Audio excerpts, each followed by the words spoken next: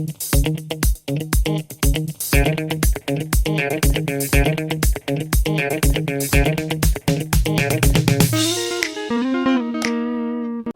and welcome to another video about questions and answers. I hope the answers to your question helped you. If they don't, leave a comment. If they do, leave a comment as well. And I'm trying to get always better, so please give us constructive feedback. Us, I mean me and my family. If you leave a comment or a helpful thing, it helps us always a lot. Thank you very much.